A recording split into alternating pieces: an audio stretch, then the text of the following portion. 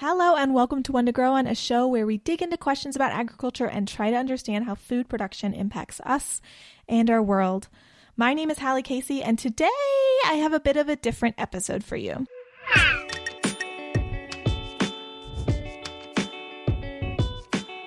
So I've mentioned this before on the show, but up until recently, I was working in New Mexico doing agricultural extension and development on the Navajo Nation. While I was there, I got the chance to meet a lot of incredible farmers, educators, and activists. And before I finished my work on Navajo, I was able to get a few interviews with people in Navajo food and agriculture that I wanted to share here on the podcast. So today we have an interview that I conducted with Etsitty and Felix Earle.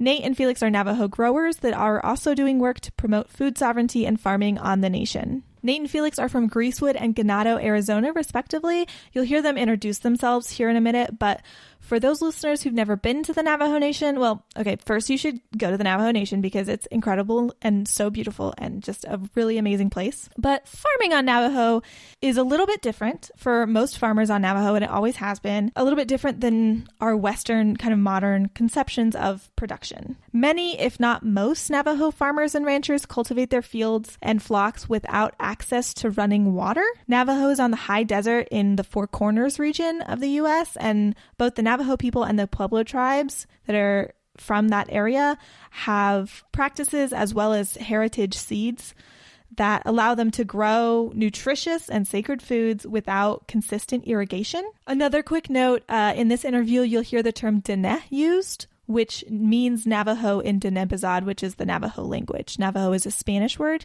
but Diné is the word in the indigenous language for that people. So that's the word that they use. Just so you know, the audio quality is a bit poorer than what we usually have here on the show, but I really think that this interview is worth hearing.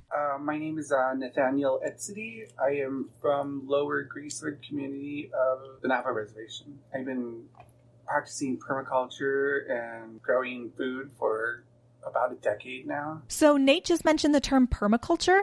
Permaculture is a statement of practice, set of principles, and overall farming philosophy that incorporates systems thinking and utilizing natural features to develop a more resilient agricultural ecosystem. These principles and practices originated from Native knowledge, but the creation of the movement is often credited to a white Australian man named Bill Mollison. I'm Felix Earle, and originally from Ganado, Arizona, located in the northern part of Arizona on the Navajo Reservation. For me, my family were farmers in the mid-1970s and into the early 1980s, and at some point our parents became successful in the work industry and also in higher education. So in a way, we kind of like just moved on from farming as people were succeeding in their other endeavors. So, and I remember, I think it was maybe 1983, that's when the last time my family planted. So, and then just recently, about 5 years ago, that's when I really began to start thinking about, a lot of the things that our grandfathers and our grandmothers did and taught us. So, I remember when my grandmother left, she passed in 2012, and toward her last days, she would always talk about, the things that were done back in her younger years. And she would look out into the cornfields and she would say like, oh, the land is probably rested now and we probably could plant. So her and I decided to just throw some seeds in the ground, which we did, and they came up and they were doing really well. So, but that's as far as it got. And then, like I said, 5 years ago, I started really thinking about it and, just going off of what I remember as a child.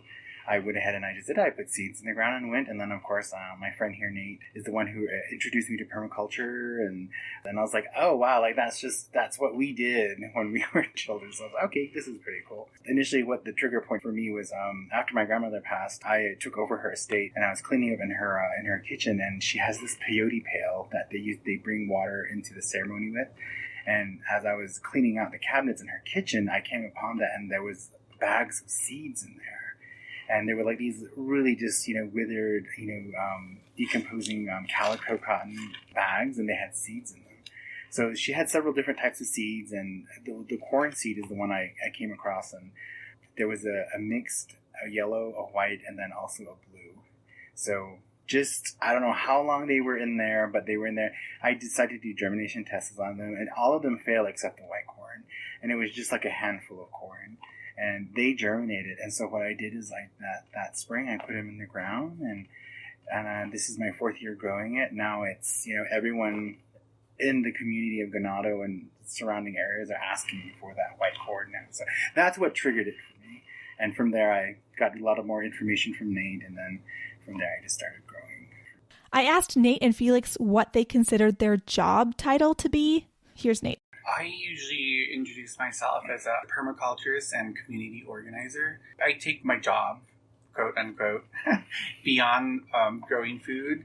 I like to help organize events in the communities, and also through social media to get something started.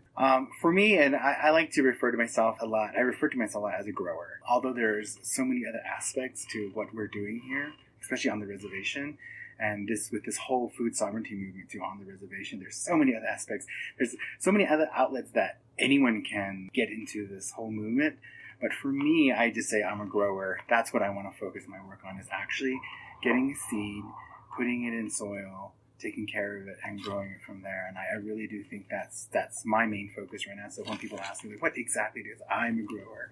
I actually grow plants, food, take care of them, things like that. And I said there's a science behind it. And we need our growers. Yes. That's my focus. I'm like, I really work, that's my work, is get people interested to grow the food. Yeah, we need our growers. And also, a lot of our work overlaps into social justice movements. So, growing food is a very political act. Most people who grow food don't realize that, and thumbs up to them. But yeah, food sovereignty is super political, which is why I chose to work in the food sovereignty umbrella. Within food sovereignty is protection of the land, protection of the water, protection of the air, basically complete protection of the peoples and the earth. Food sovereignty is a complex term that spans many movements, goals, and ideas. I asked Nate and Felix to speak a little bit more about Navajo food sovereignty and the movement on the Navajo Nation specifically. Here's Nate. I guess it's important to start with a little history.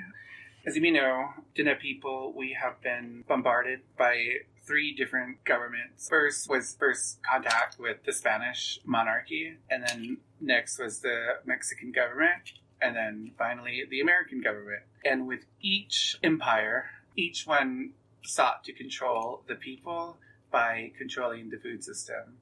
And each government tried their best to eradicate our natural food systems. They were quite successful in some areas.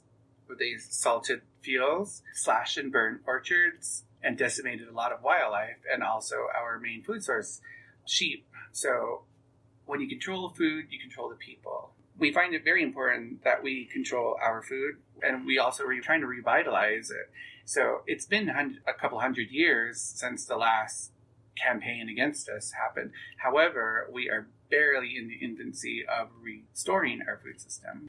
To give some scope to what Nate is speaking to here, the Navajo have occupied their traditional lands for hundreds of years. In the late 1500s, Spanish colonizers made contact with the Navajo people for the first time, and the Spanish government explicitly outlawed the eating of indigenous foods, including chia and amaranth. The first significant contact that the Navajo people had with the American government was in 1846, when Navajo was invaded during the Mexican-American War. And the Navajo were continually occupied by the American military until 1864, when nearly 9,000 Navajo people were forced to walk over 300 miles and then be interned at Fort Sumner, New Mexico. Beginning in 1870, the U.S. government began forcibly assimilating Navajo children into white American culture by mandating that they be sent to boarding schools where they were unable to eat traditional foods, learn traditional cultivation practices, and where there also was not often enough food to go around. In the 1930s, the U.S. government decided that Navajo suffered from an overpopulation of sheep, which is an animal that has always been a key staple in the food system and economy of the Navajo people. And the government implemented a mandated livestock reduction, which the Navajo strongly and vocally opposed. So it's a lot of work, but it's very rewarding work. It's all just about being less dependent on outside resources, outside structures, and that we liberate ourselves through our own food systems. And with the Navajo reservation, the Diné people, we're one of the largest tribes, if not the largest tribe in the United States. I mean, our numbers are total, like the last census was like over 300,000 of us. And when you come to the reservation, there are only like, was it 12 or 14? Now 15 supermarkets that supply food for this amount of people. And it's a food desert. And a lot of the food that is provided for us through these supermarkets out here are usually low in nutrition value and basically junk food, just crap. So because of that, it's this food sovereignty movement is really important because on the reservation we have high cases of diabetes. I myself I was diagnosed with diabetes. I'm diabetic, so so it really affects me on a personal level. So I'm really trying to change that. And then also cancer rates have gone through the roof on the reservation. Arthritis is climbing up too. So these are the three ailments that we're facing. And it's because of our diet has changed so much within the last 100 years.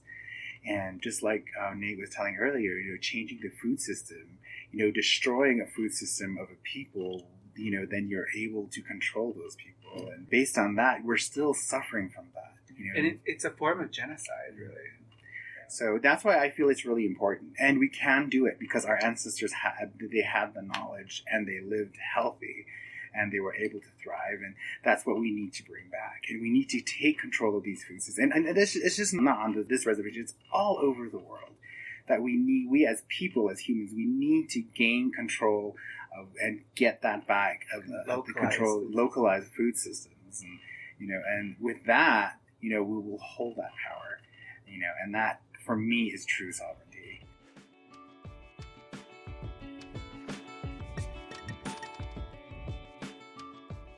Hello, listener. I hope that you are enjoying this awesome interview with Nate and Felix. Like I mentioned, I've done several of these, so this is one of two. Next week, we will also have an interview that I did during my time in New Mexico. I would like so much to thank our incredible Starfruit level patrons, Vikram, Lindsay, and Mama Casey. Shout out to y'all. You are incredible. You make my world go round. If you'd like to know more about what we're up to, you should check out our social media. Our Twitter is super active, and on Instagram, I posted some very cute baby Halloween pictures, so you can go check those out. We're posting lots and lots of stuff over on the Instagram, as well as we try and shout out new podcasts. So if you need some new listening material, you can check out our Instagram highlight. Come chat with us, have fun. Let's connect on social media. All right, back to the episode.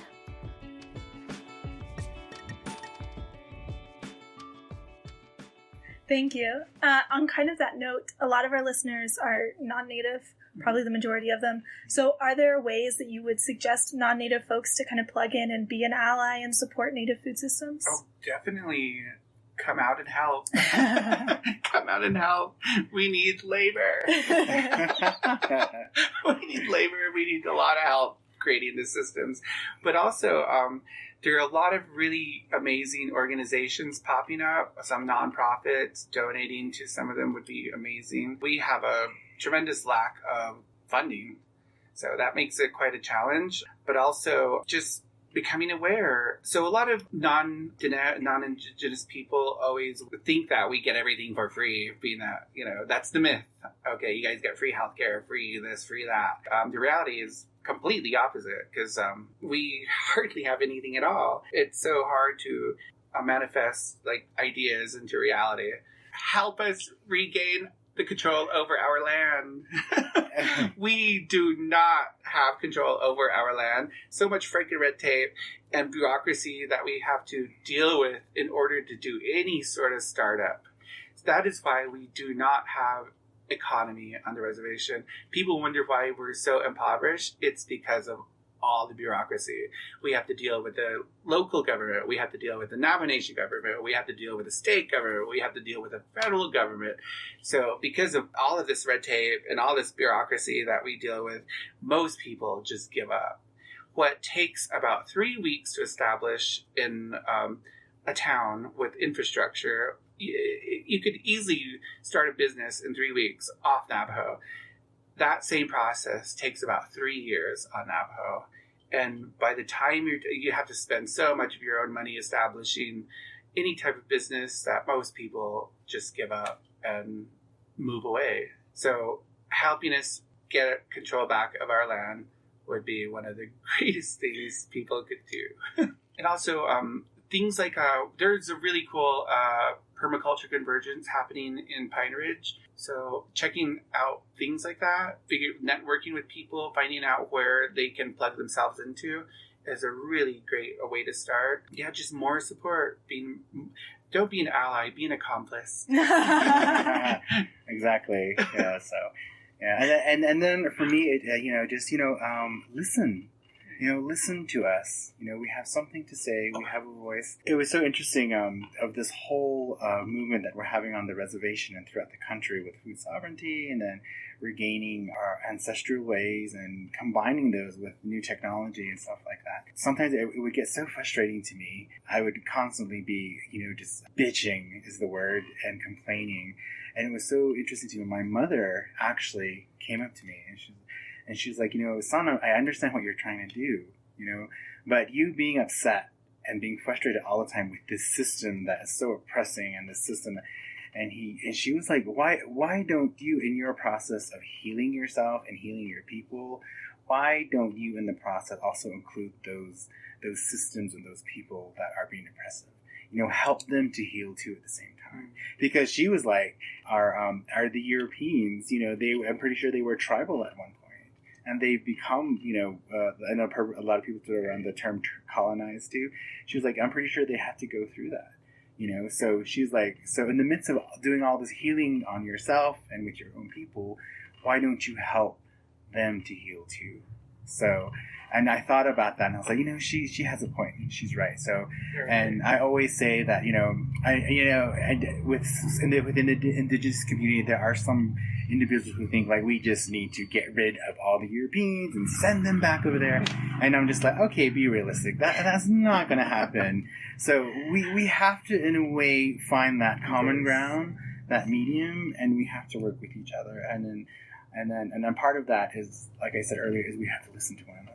Let's listen first, and after we do that, let's figure out the solutions. Like, what are we gonna? Because at this day and age, we're this is our reality. We have to integrate. We have to live, and we have to coexist together.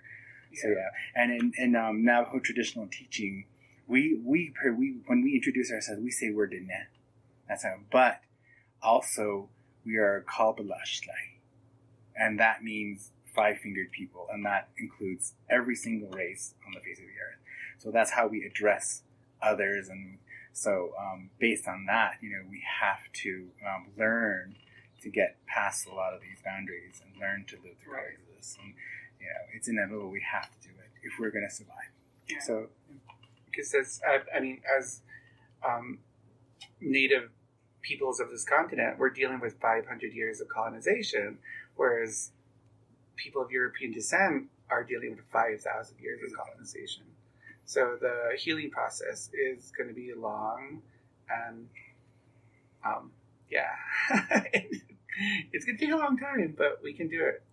If we all work together, anything is possible.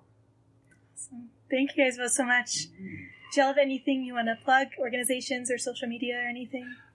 We are a part of a collective called the Green Team. We are a collection of 9 people. We're creating 7 demonstration sites across Navajo. Everything from hoop houses to field restoration and food forests. Garden startups, small business startups. Check out the Green Team on Facebook. That's really the only place we post things. And I'm also Nate Etsitty. You can follow me. So. Yeah. Also, Felix Earle. On social media. Follow me. I'll put links and everything awesome. in the notes. Awesome. Thank you guys so much. Oh, thank you. Thank you for listening to this episode of One to Grow On. For more information about the organizations and events that Nate and Felix mentioned in the episode, as well as more podcast episodes that talk about modern food sovereignty movements and historical food access issues that we think are super awesome and you should check out, you can see the show notes for this episode. You can also find Nate and Felix's social media, and Felix is also a fantastic fashion designer, so you can find more about his line as well in the show notes. Special thanks to Cole Burkhart, who helped us clean up the audio for this episode. If you need audio help, Cole is an absolute wizard and a delight, and links to hire them will be in the show notes. If you'd like to support the show, please rate and review us on iTunes or consider donating to our Patreon at patreon.com/onetogrowonpod. If you'd like to connect with us, find us on Twitter, Instagram, and Facebook. The show is hosted by me, Hallie Casey, and usually Chris Casey. It is produced by Catherine RJ and Hallie Casey. Our music is Something Elated by Broke for Free.